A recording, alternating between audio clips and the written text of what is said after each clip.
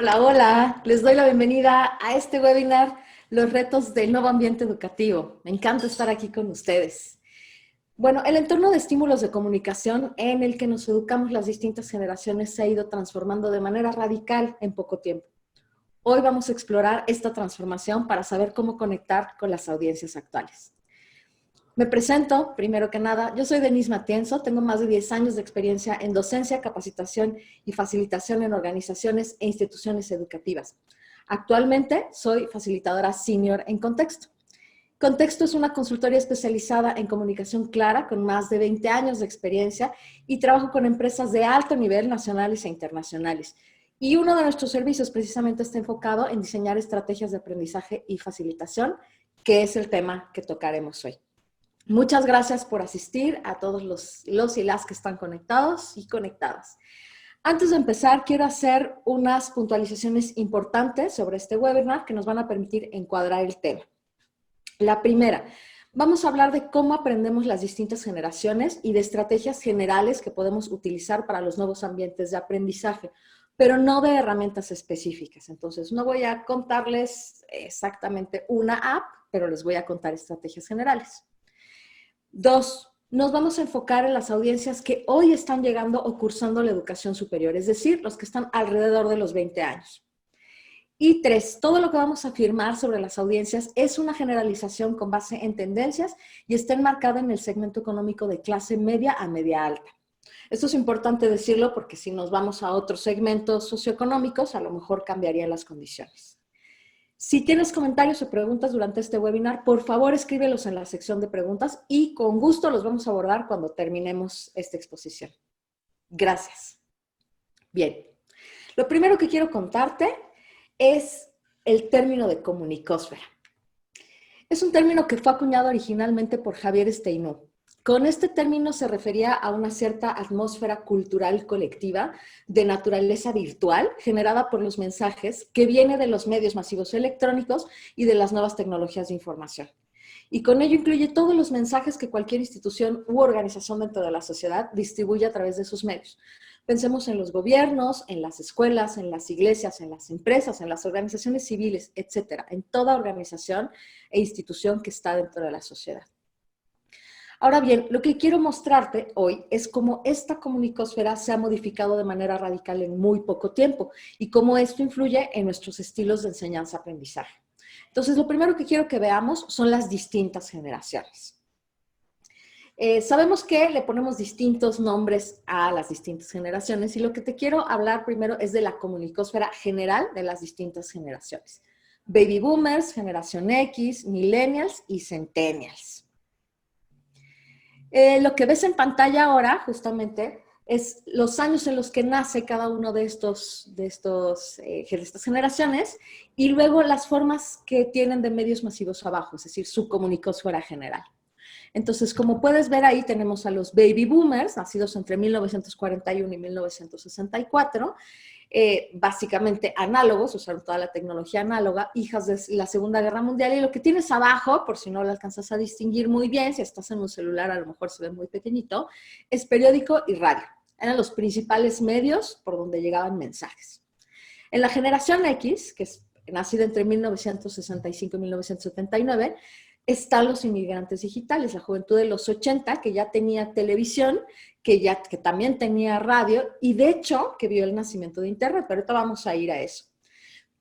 Luego están los famosos millennials, y ya sé que hay un montón de prejuicios contra los millennials, pero vamos a contarte aquí nada más. De 1980 a 2000 nacen, son nativos digitales y se les conoce como generación Y también. Esto para aclarar, millennials, generación Y, centennials, generación Z. Se les conoce por los dos nombres. Y los millennials ya crecen en un ambiente pues prácticamente digital. Cuando nacen ya existe internet, ya existen las computadoras, ya tienen incluso hasta computadoras de escritorio, están los celulares, ya están súper comunicados. Y finalmente están los centennials, nacidos entre el 2001 y 2010, que son también completamente nativos digitales, pero que además ya crecieron bajo los smartphones, además con las tabletas, con el touchscreen, ¿no? Que los millennials también lo vieron hacer ahí en el camino. Bien, entonces, ahora, ¿Cómo cambia la comunicósfera de las generaciones para aprender? Es decir, ¿qué cosas tenía cada una de estas generaciones para poder aprender en la escuela? Y eso es lo que vamos a ver ahora, porque aquí sí es importante y es clave decirte que cada una de estas generaciones aprendió completamente distinto. Entonces, no solamente se trataba de que tuviéramos televisión o radio o ahora Netflix, sino que además para poder aprender, para ir a la escuela, para acceder a información, teníamos distintos medios. Los baby boomers, por ejemplo, que tienen más o menos entre 56 y 79 años ahora, lo que tenían eran libros, la pizarra, el pizarrón, donde escribías con una tiza, ya sé que todavía existe, pues, pero era todo lo que existía en ese momento, y los cuadernos.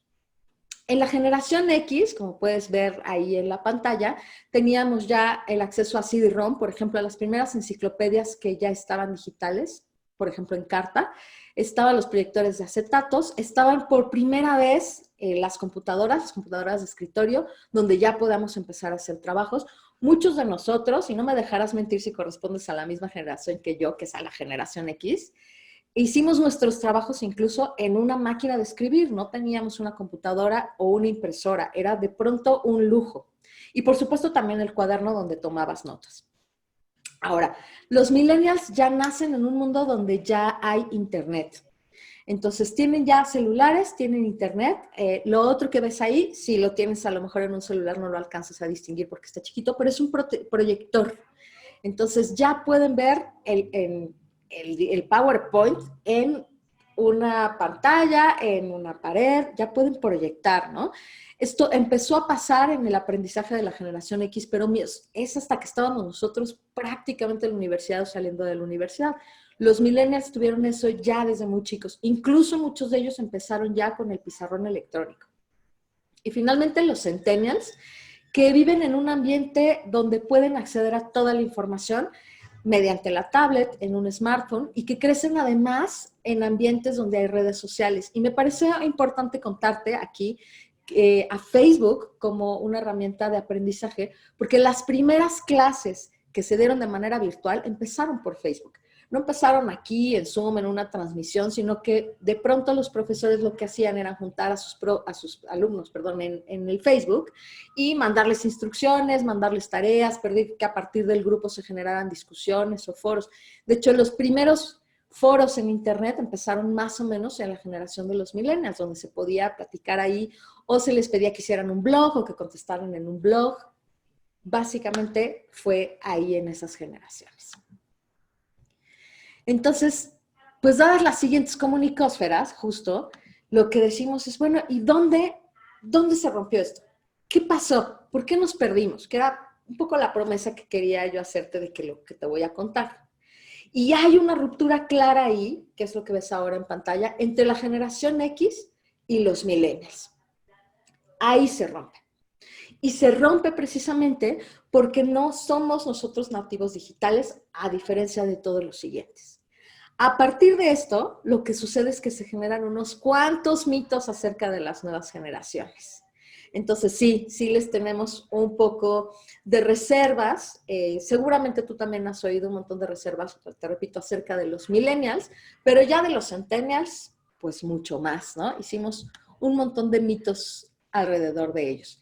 Ahora, te quiero contar, antes que otra cosa, ¿qué pasa con los centennials? ¿Qué tipo de características tienen ellos? De entrada, yo te voy a contar 4 básicas que tienen los centennials. Una, pasaron de consumidores a productores. Esto significa, en las generaciones anteriores, incluso te contaba yo que pertenezco a la generación X, que nosotros no pensábamos que podíamos producir información y contenidos. Nosotros estábamos acostumbrados a unos medios que eran completamente unidireccionales. Y la educación también era muy parecido a eso. Tenías a un profesor ahí arriba de un estrado que te decía todo lo que te tenía que decir y tú simplemente consumías esa información o la recibías.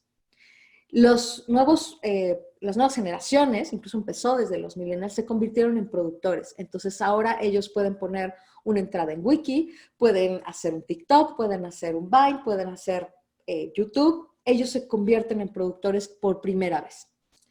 La otra es un medio, en lugar de centralizado, globalizado.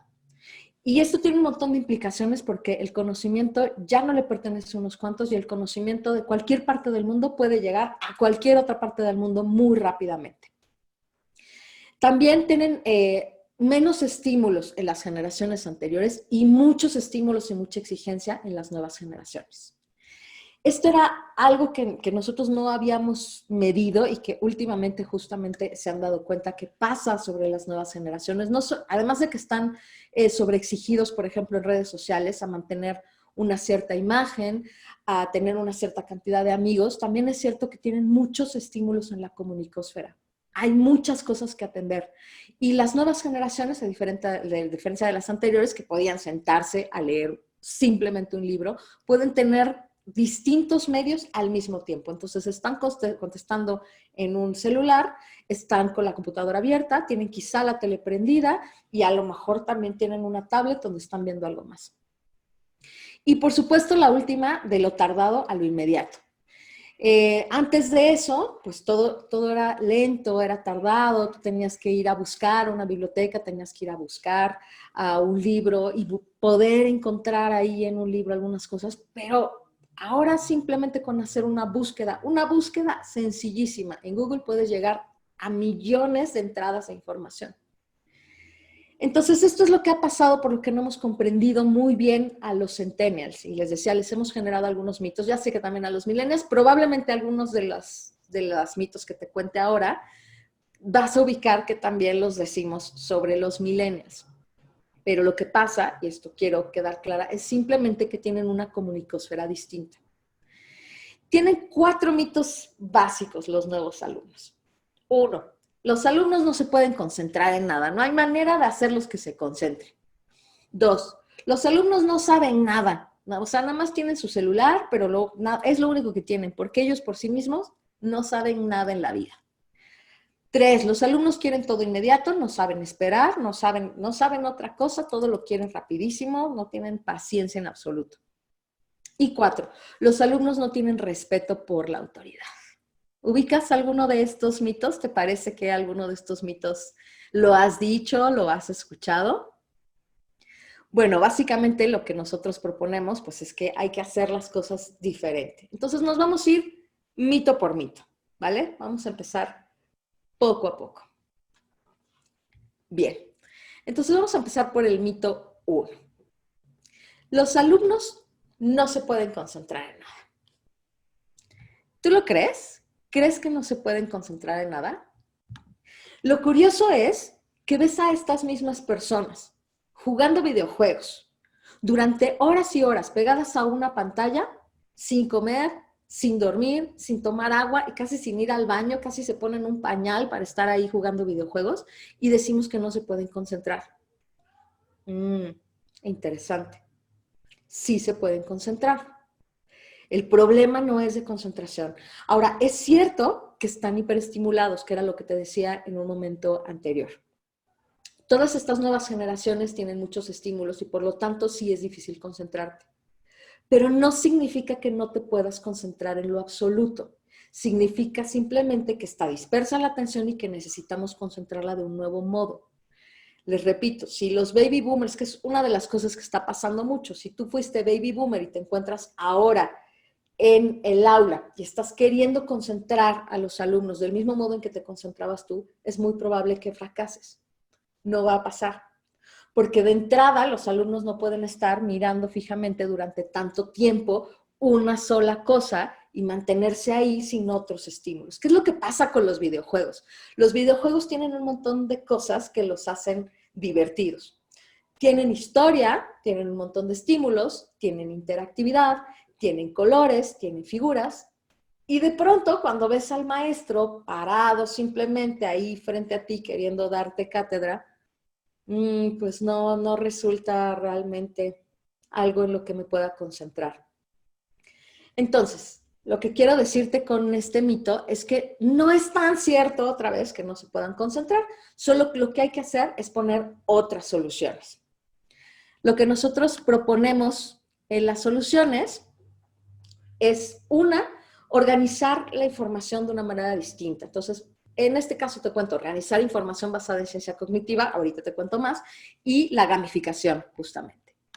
¿Qué es lo que pasa con la organización de información basada en ciencia cognitiva? Es que lo que tendríamos que hablar es que nosotros percibimos la información de ciertas maneras. Todo esto lo hablamos bueno, de hecho en varios de nuestros talleres, pero en uno de los talleres específico, por ejemplo, que es Information Mapping, donde le contamos justamente a la gente en Information Mapping, el lenguaje claro también, el diseño instruccional, de hecho, se los contamos también, cómo puedes organizar la información de manera que quien la mira la encuentre sumamente ordenada, organizada y que pueda navegar a través de ella de una manera lógica. Si yo puedo hacer esto, si yo puedo organizar la información, entonces yo no me distraigo. Una de las cosas que pasa justamente es que los alumnos no encuentran esa información de esa manera. Por lo tanto, no se pueden concentrar. Y la otra, ¿no les ha pasado? Y seguro te ha pasado porque yo creo que ya en cualquier ambiente donde te encuentres ahora, te has topado con unas presentaciones horribles que tienen miles de cuadritos y de foquitos y luego le ponen además ahora incluso una foto animada, un GIF animado, donde entonces te está distrayendo el GIF animado y solo puedes dejar de ver a los changuitos animados y nada más. Pero realmente ese no es el mensaje de la presentación. Pues claro, si seguimos haciendo esto, vamos a perder la atención de los centennials. Y la segunda es la gamificación. Con la gamificación me refiero a poder hacer juegos. Los juegos funcionan mejor porque la gente puede ir dándole seguimiento a cosas. Por ejemplo, no pasaba exactamente esa app, pero lo platicábamos cuando estábamos aquí en la preparación de esto. Una app como Duolingo o otras apps de este estilo te permiten aprender de una manera juguetona. Entonces tú vas aprendiendo y vas desbloqueando niveles y al tiempo que vas desbloqueando niveles, entonces vas haciendo las pruebas. También te va probando como al mismo tiempo, vas haciendo tests y entonces puedes medir tu propio avance. Esta gamificación, que es más parecido justamente a cómo están aprendiendo las nuevas generaciones ya, en qué sí se están enfocando y en qué sí se están concentrando, es una manera en que podemos llegarles mejor y hacer que sí concentren la atención, después de todo el mito que dijimos. Bien, entonces vamos al segundo mito. Los alumnos no saben nada, incluso lo he oído, y perdón que lo diga así, pero de profes que dicen, están muy tontos los alumnos, no saben nada, no entienden nada, creen que todo está en su celular, creen que todo está en Google y no entienden nada de la vida. Y acá la cosa que te diría es, ¿realmente no saben nada? Porque hay más conocimiento acumulado en este momento en Google y en toda la red de lo que habíamos tenido jamás. Y podemos tener acceso a eso como no tuvimos nunca jamás. Y en efecto, antes el monopolio del conocimiento era de algunos cuantos, de algunos profes, de algunos académicos, incluso de todos ellos juntos o a veces de uno solo que se sentía justamente el erudito en la materia. Lo que sucede ahora, y a lo mejor te lo has topado en clases, a mí me ha tocado justamente dar clases donde los alumnos pueden hacer una simple búsqueda en su celular y llegar a una conclusión distinta a la que yo llegué o contraponer incluso alguno de los puntos que yo acabo de exponer. Eso a mí me parece maravilloso. Eso no había antes. Entonces, los alumnos no saben nada, yo te diría, no estoy tan segura, pero tampoco tienen que acumular el conocimiento. Y esto es importante decirlo. ¿Por qué tenemos que acumularlo todo si podemos acceder mediante las plataformas que tenemos ahora? Todo está ahí en Internet. Entonces, ¿los alumnos no saben nada? ¿O los alumnos simplemente no están tratando de acumular información inútil que pueden acceder de momento en Internet? Ahora, creo que también es importante decir, alumnos buenos y malos vamos a tener siempre. En todas las generaciones hemos tenido alumnos muy deficientes, que en efecto no saben nada, y alumnos que sabían mucho o que sabían buscar la información y hacer asociación de información muy rápida. Entonces, estas generalizaciones, insisto, creo que se refieren sobre todo a que decimos no acumulan la información o no la tienen consigo mismos porque creen que todo lo pueden encontrar en Internet. Y sí, casi todo. Pero no es cierto que también tienen todo ahí. también hay que buscar la manera de que puedan encontrar esa información y de que sea útil.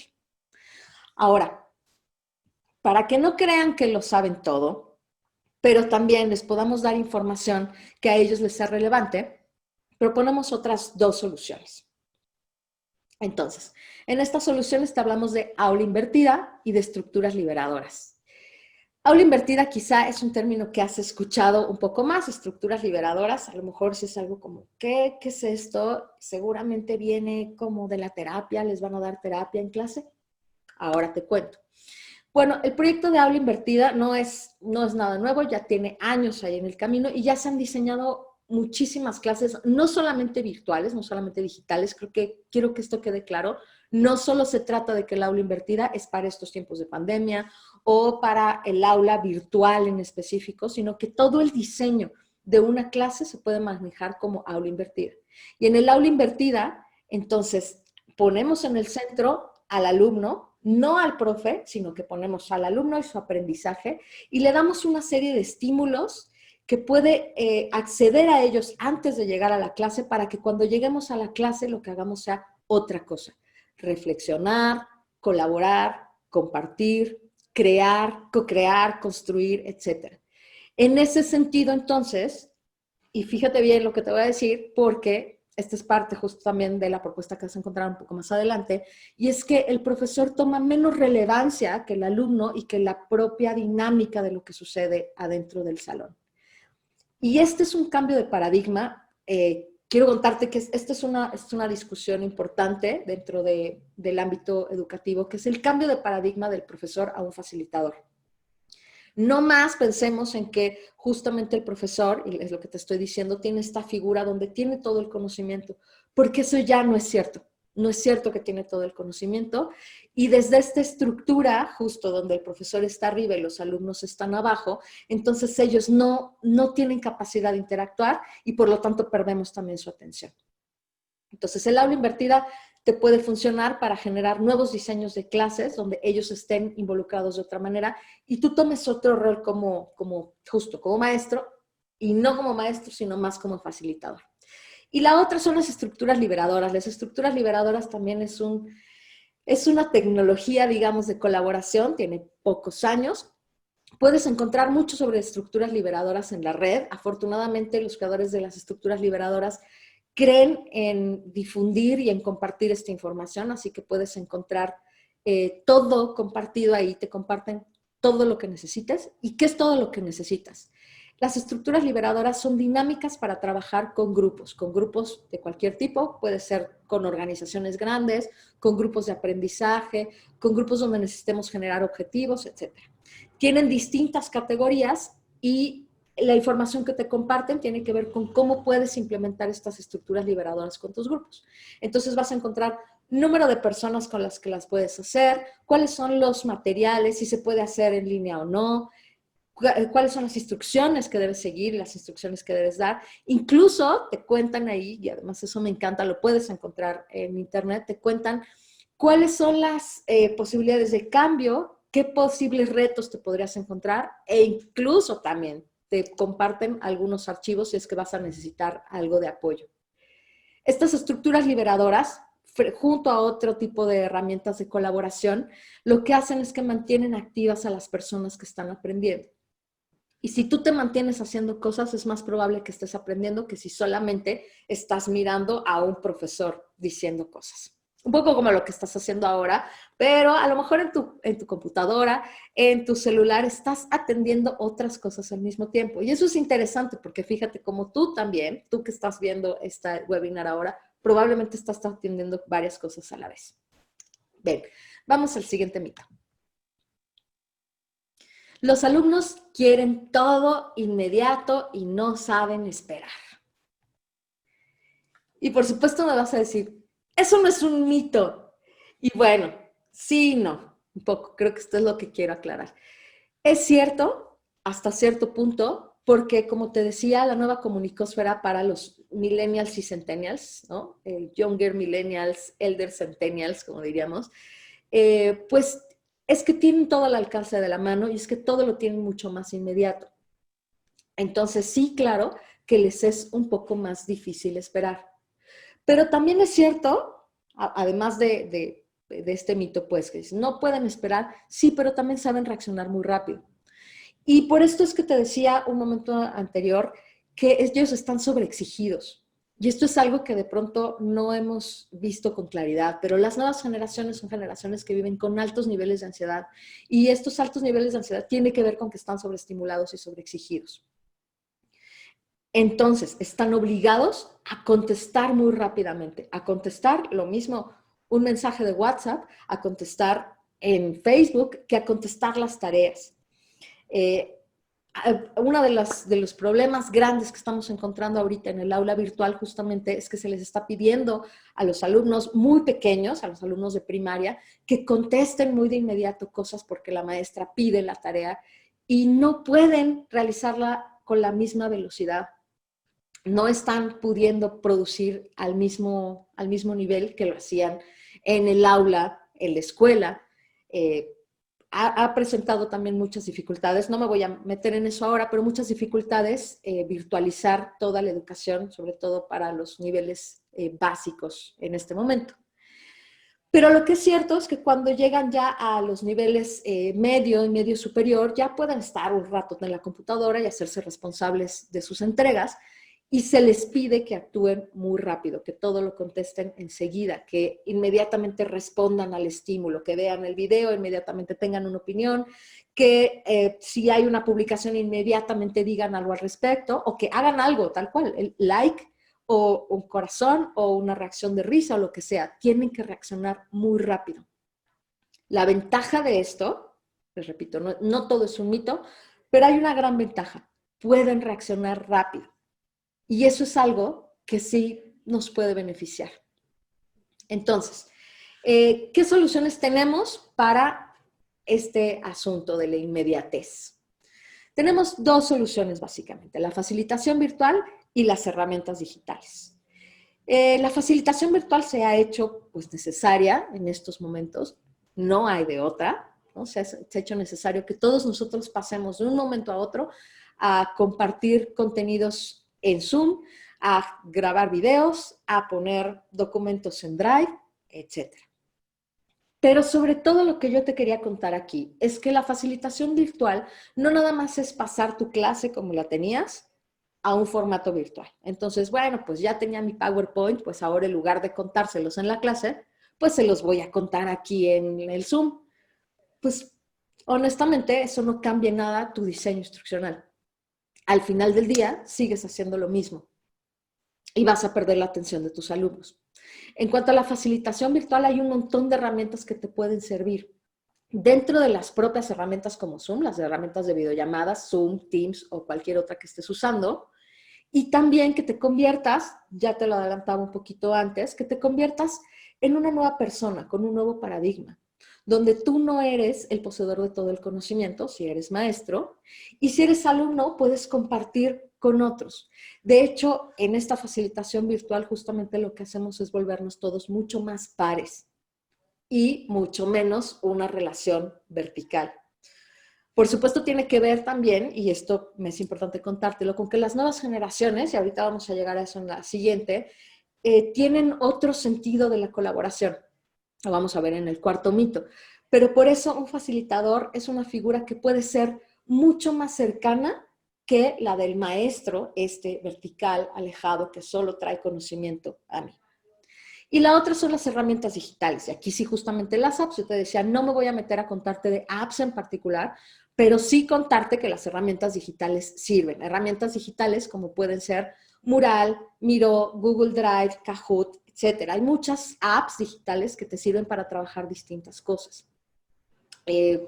Puede ser que quieras hacer una lluvia de ideas y la puedas hacer con post-its. Y lo que pasó en el camino de la virtualización es que decíamos, hoy, ¿ahora qué hago? Como hago post-its, porque yo le llevaba mis post-its de mi casa y entonces los hacíamos ahí en la clase, pues lo puedes seguir haciendo. Simplemente lo que tienes que hacer es buscarte la herramienta que te sirva. Y créeme, hay todas las herramientas. Si quieres dejarles que vean un video y hagan comentarios sobre el video, hay manera de hacerlo. Si quieres que simplemente vean el video y después escriban comentarios en otro archivo, que hagan un espacio colaborativo en internet, que generen un video y lo suban. Todo eso se puede.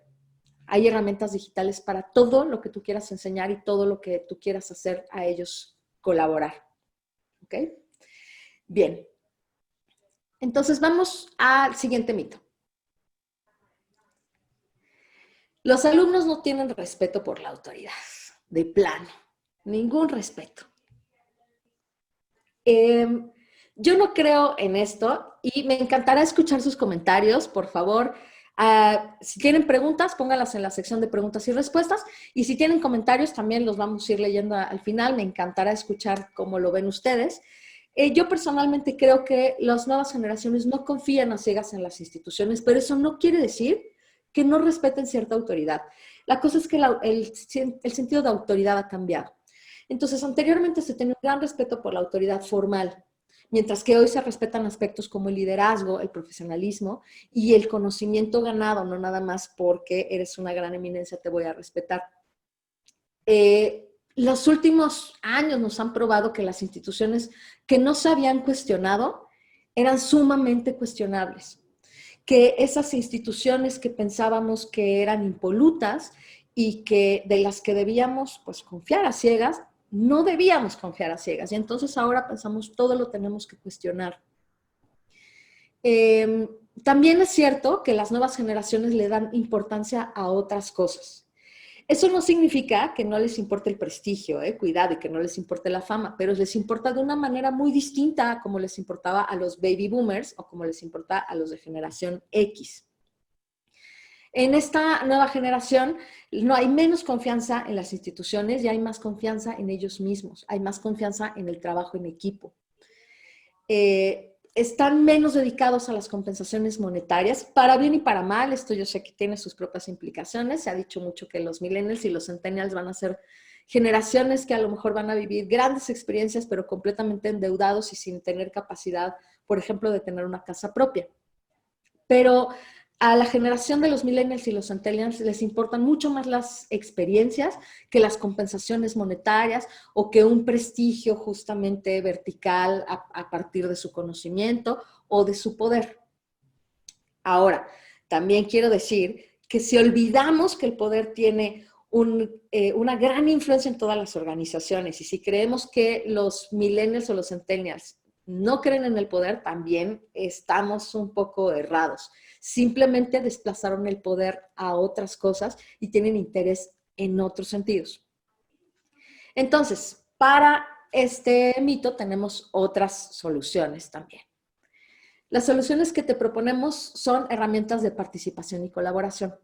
Y justamente por lo que te acabo de decir, si es muy probable, además veíamos justamente que en los últimos tiempos de facilitación virtual, los alumnos han sido, podría decirlo incluso hasta de esta manera, un poco abusivos con sus profesores si es que no manejan suficiente la tecnología. Pero imagínate justo a esta persona que había sido formada en baby boomer o generación X, ¿no? de los más viejos y que de pronto se mete aquí y quería seguir educando de la manera en que había educado. Me acuerdo mucho de una maestra que tenía yo en la universidad que sintió que pasó a la modernidad porque pasó sus acetatos a PowerPoint, pero estaban rellenísimos de texto y tenían exactamente la misma información y ella tenía la misma actitud. Entonces, creo que lo que, insisto, hay que cambiar es la manera en cómo nos relacionamos con las personas que están aprendiendo. Las personas participando, colaborando y creando el conocimiento juntos se apropia del conocimiento de una manera distinta. Entonces, parte de lo que tenemos que hacer es justamente involucrarlos a ellos en esta colaboración y participación. De nuevo, no te estoy contando tampoco nada que no haya descubierto la educación desde antes, pero se trata de cambiar el paradigma y ponerlo de verdad ahí en juego. No nada más decir que lo hacemos. Y la otra es también cómo lo acomodamos para el ambiente virtual, que eso nos ha costado un montón de trabajo a todos. ¿Cómo lo acomodamos para este nuevo tiempo virtual? Bien, pues básicamente esto es lo que te quería contar sobre las nuevas generaciones. Gracias por estar aquí. Quiero contarte también que vamos a tener un taller. Vamos a hacer un taller de facilitación virtual en ambientes educativos y colaborativos. Y este taller de facilitación virtual en ambientes educativos y colaborativos va a ser justamente con todo esto que te acabo de contar, con herramientas de participación y colaboración. Vamos a tener facilitación virtual, herramientas digitales, vamos a tener aula invertida, estructuras liberadoras, etcétera. En un momento más les doy las fechas, pero en este momento me importa ver algunas preguntas que estén ahí puestas por ustedes. Entonces déjenme ver cuáles son las preguntas y también si quieren hacer comentarios, aquí los voy leyendo en vivo. Bueno, a ver, déjenme ver qué preguntan por acá. Es más difícil enseñar a las nuevas generaciones. Yo digo que no es más difícil, sino que si cambias el paradigma, pues no es más difícil. El problema, y por eso hablaba yo de la ruptura, es querer seguir enseñando a las nuevas generaciones con los paradigmas de las generaciones anteriores. Eso sí es muy difícil, muy complicado. Entonces, si eres un baby boomer y quieres seguir enseñando como te tocó a ti en tu comunicósfera, seguramente vas a fracasar, es dificilísimo. Y lo que me pasó a mí dentro del aula, lo que me pasa aún ahora sigo en aula virtual, a partir justamente de que empezaron a tener celulares y smartphones y que tenían tabletas y que llevaban una computadora al aula, es que justamente están, lo que les decía, están hiperestimulados, hiperexigidos. Entonces, yo no puedo competir, ¿no? Yo no puedo seguir parándome al frente y decir, pero me van a escuchar a mí. Tengo que hacer algo distinto. Si quiero seguir con ese paradigma, sí va a ser súper complicado. Entonces, creo que lo que hay que cambiarse es justamente el chip para decir cómo puedo hablar con estas nuevas audiencias desde la comunicosfera que a ellos les es común y que les es propia. Déjenme ver qué más hay aquí. ¿Crees que las clases virtuales llegaron para quedarse aún cuando pase la emergencia sanitaria? Me encanta esa pregunta porque sí, una parte sí ya llegaron para quedarse, pero también vamos a volver, yo creo que a unos esquemas híbridos y algunas de las cosas que acabo de mencionar, como el aula invertida, debería ser ya un paradigma sobre el cual estemos diseñando las clases. No tiene que ver con virtualidad, por eso les dije, sí, una parte tiene que ver con que nos fuimos a la virtualidad, pero otra parte no. Tiene que ver con que pensemos el aula distinto y entonces tu aula no es nada más llegar a ese salón de 4 paredes donde estamos y tenemos unas sillas y un proyector de pantalla. Tu aula también ya va a ser YouTube, tu aula también ya va a ser Google Classroom, tu aula va a ser Google Drive. Entonces, aprovecharse de todas estas tecnologías para dejar que los alumnos hagan cosas antes de llegar al salón. Y esto ya estaba aquí desde hace mucho tiempo, al menos yo tengo, creo que por lo menos más de 10 años de haberlo escuchado, por lo menos en el TEC. Yo creo que eso sí llegó para quedarse. Entonces, las clases por Zoom, ¿no? Digamos, si es eso, o las clases por Teams, yo digo, creo que no, creo que eventualmente vamos a regresar a un aula, a un ambiente presencial, eso sí, creo que no nos va a encantar, y que estén las personas todo el tiempo frente a una computadora, la verdad es muy cansado. Para niveles, como les decía, pues ya medio superior y superior, pues bueno, es aguantable, pero para los niveles más abajo, más básicos, la verdad es que no creo que sea viable. ¿Cómo puedo mantener la atención en mi facilitación virtual si mis alumnos tienen tantos estímulos externos? Pues una es que justamente les decía, hay un montón de recursos que es involucrarlos más. Es prácticamente tenerlos ocupados todo el tiempo. Y para tenerlos ocupados lo que necesitas es generar un montón de ambientes y herramientas de colaboración y participación con gamificación, con estructuras liberadoras o con otras cosas.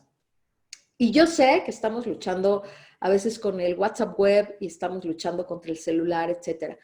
En algunos casos, creo yo, podemos pedir tal cual, literal, o poner una serie de reglas para que respetemos y que no estemos en otras aplicaciones. Pero es muy probable que a veces te hagan caso y a veces no. Entonces yo lo que he encontrado es que la mejor manera de mantener la atención es mantener a las personas tal cual, ocupadas. todo el tiempo ocupadas. Y para eso justo hay herramientas como crear pequeños grupos, hacer que vayan a una actividad afuera, que vayan a una app, que tengan que entregar en poco tiempo algo. Y por eso les decía, bueno, sí, sí están sobreexigidos y no saben esperar, pero hay una ventaja, también saben responder rápido. Y esa es una ventaja que podemos ocupar a nuestro favor. Los alumnos están hiperexigidos, pero los profesores también, totalmente. Es agotador y es agotador también, les decía, ¿no? Vengo escuchando esto para las madres, sobre todo para las madres, algunos padres que también ahorita están apoyando la educación en casa, pero sí, es súper agotador. Creo yo que una vez que cambiemos el paradigma y que cambies los diseños, va a ser menos agotador. Ahorita es muy agotador porque estamos transitando. Entonces sí, es muy complicado.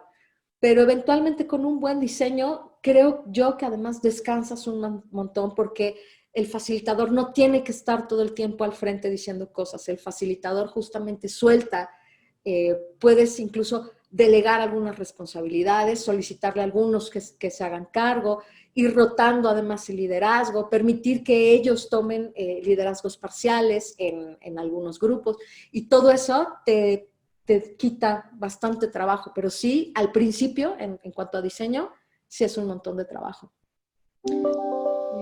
Déjenme ver más. Déjenme ver acá en el chat que pusieron otras, porque estoy leyendo acá las preguntas y respuestas. Eh, con las desigualdades sociales que existen en el presente, podemos decir o suponer que las nuevas generaciones realmente sean millennials. Híjole, Álvaro, eso es un temazo y por eso hice la aclaración cuando empezamos de que les dije, me voy a concentrar en hablar de niveles socioeconómicos de medio a medio alto, porque sí decir que porque perteneces a esa generación, simplemente porque naciste en esos años, ya te convertiste en millennial o en centennial ahorita y que tienes acceso a todo, es una gran mentira en sobre todo en un país como el nuestro, de unas brechas de desigualdad impresionantes. Pero lo que sí es cierto es que aún con estas brechas de desigualdad, eh, aún en comunidades muy, muy rurales puedes ver que alguien tiene acceso a un celular. Y esto pues era impensable hace 50 años, simplemente porque no existía el celular. Ahora, una de las cosas, justamente me topé con eso en un taller hace unos días, hablando con maestros, estaba yo tomando el taller con maestros, no dando aquí, sino tomando con maestros de educación media superior pública. Y es terrible porque lo que dicen ellos es justo, pues aunque tenga un celular, ¿no? Mi alumno sí tiene un celular y sí tiene acceso a internet, pero lo tiene vía datos. Entonces no se puede conectar a una videoconferencia, una videollamada, porque le ocupa todos sus datos. Entonces tiene que ir a algún lugar donde pueda tener Wi-Fi para poder conectarse a algo como esto. Y parte del asunto es, claro, tenemos que pensar que esas también son unas dificultades y que a veces tenemos que diseñar para esas audiencias. Y aquí, nuevamente, otra de las cosas que justo manejamos en los talleres de contexto, es decir, siempre piensa en tu audiencia. Entonces, si tu audiencia no tiene este tipo de acceso, hay que buscar otros medios. Es probable que entonces haya que grabar los videos y decirles, tienes una semana para verlo porque voy a contar con que vas a poder en una semana llegar a un lugar donde haya Wi-Fi, que te presten el celular o que te presten la computadora, pues, ¿no? Que tengas acceso, porque sí es cierto que las brechas de la conectividad en México todavía son muy grandes. Entonces no podemos contar que todos estamos en el mismo nivel de conectividad y en el mismo nivel, como dices, no todos son millennials como parejitos por su acceso a la información y a las apps. ¿Hay algún tipo de imagen del maestro o de escenario ideal para dar clases virtuales? No sé si se están refiriendo como a un escenario como a lo que tengan atrás o algo así. A ver si nos puedes aclarar eso. No sé quién lo preguntó porque es alguien anónimo. Bueno, ¿qué diferencias o nuevas características tendrán las nuevas generaciones, las que vienen después de los centennials? Yo creo que los que vienen después de los centennials todavía se van a parecer mucho a los centennials. Todavía no veo que haya un brinco, a menos que el siguiente brinco sea la realidad virtual, en la que yo veo que todavía, y no sé por qué, de verdad yo me lo he preguntado mucho, ¿por qué no le han invertido suficiente? ¿Por qué no tenemos ya todo realidad virtual? O bueno, no todos, pero que se popularice tanto como los celulares o como los videojuegos. Yo creería que el siguiente gran salto sería la realidad virtual. Si tenemos ya capacidad todos de meternos al menos a los visores de realidad virtual, de RV, eso va a cambiar por completo la comunicósfera. Mientras tanto, yo creo que va a haber leves modificaciones, pero los siguientes de los centennials van a estar más o menos en el mismo lugar, van a tener acceso a toda la información, un montón de redes sociales, un montón de apps, entonces más o menos creo que se van a aparecer. Déjenme ir al chat a ver, porque también preguntaban aquí algo más. A ver, Luisa Mudio decía, ya se manejan estos términos con otros nombres, exacto, el habla invertida. También los modelos constructivistas ya decían, ¿no? Más como de salte del centro, tú como profe y construye el conocimiento. Las estructuras liberadoras, facilitación virtual y herramientas digitales se conocen como técnicas de didáctica grupal, también. Las estructuras liberadoras, lo que te decía es que justo ya están determinadas y ya te las dan casi que pues como en un catálogo, pero por supuesto son técnicas de didáctica grupal e incluso alguien podría decir, bueno, a mí se me ocurre algo más innovador, más divertido, diferente, ¿no? Que lo que están en las estructuras liberadoras. Las estructuras liberadoras son un muy buen catálogo que te sirve justo para ya tomarlas predeterminadas, pero podrían inventarse otras cada profe, ¿no? Ok, el cono de Dill, donde se muestra el nivel de impacto que causa un recurso didáctico desde lo básico hasta lo tecnológico y cómo acoplarlo a la técnica didáctica. El docente requiere de una formación en didáctica, pedagogía, andragogía y no ser tan espontáneo en la conducción del aprendizaje. Sí, creo que esto es cierto también. Gracias por el comentario. Creo que también lo que está pasando es que pues sí están en la facilitación virtual, están improvisando mucho sobre la marcha. No sé si a esto te referías, pero sí me da la impresión de que pues estamos improvisando todos sobre la marcha porque no sabíamos, porque no habíamos estado ahí en la facilitación virtual. Ahora, me gusta también el comentario porque justamente no estamos, como les dije, tampoco encontrando el hilo negro. Muchas de estas cosas ya estaban ahí, ya se habían hablado, a lo mejor no se habían sistematizado así, la facilitación virtual pues no la teníamos como está ahora, pero ya estaban ahí y puedes echar mano de todos esos recursos para convertirlos ahora en un diseño instruccional digital o en una facilitación virtual, ¿no? Entonces, no es como que nunca nadie había dicho esto antes, ¿no?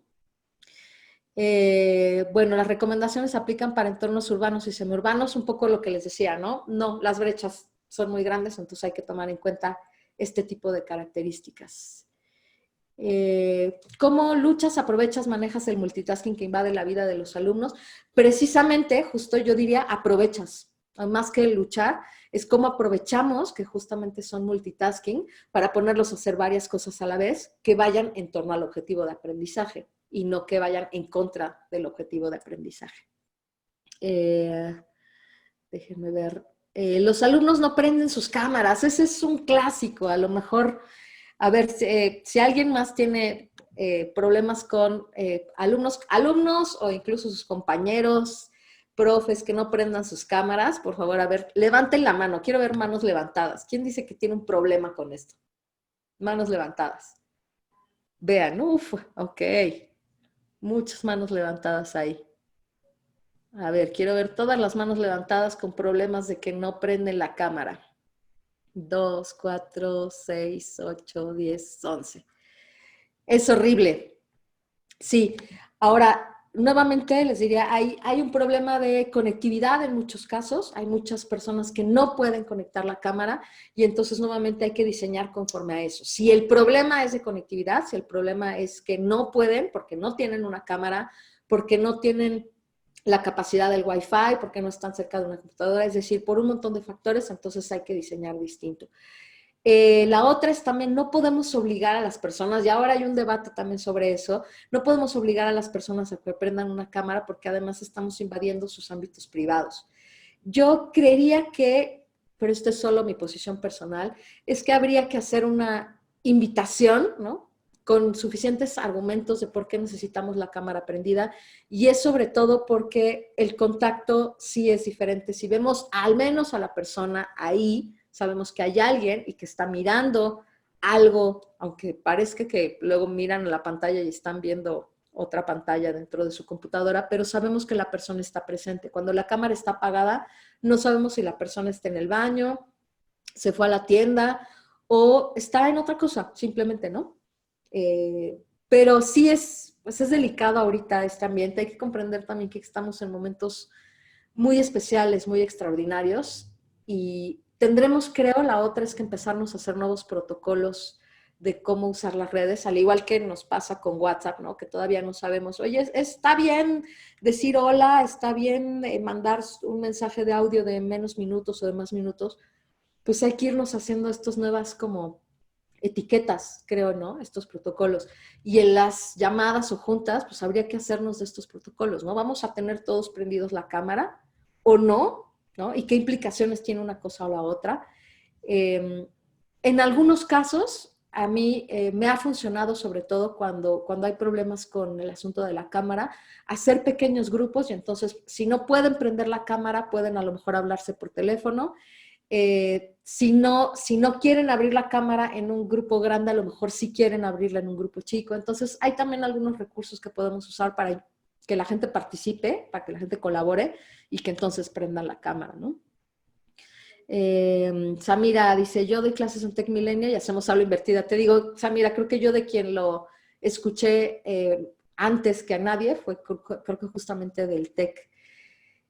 Y sí, creo que pues es decirles que con eso tenemos mayor cercanía, por supuesto.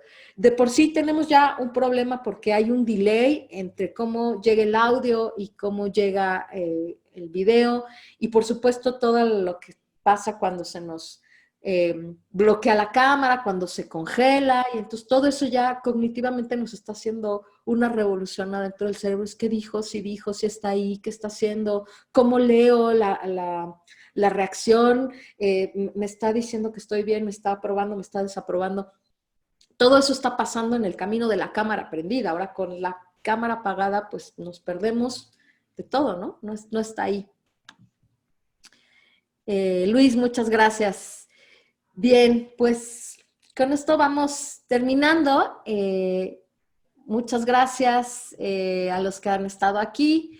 Les repito las fechas del taller. Entonces tenemos, a ver si las veo en pantalla porque no me acuerdo, talleres de facilitación virtual en ambientes educativos y colaborativos, 11, 12, 13, 18, 19, 20 de noviembre, de 10 a 13 horas.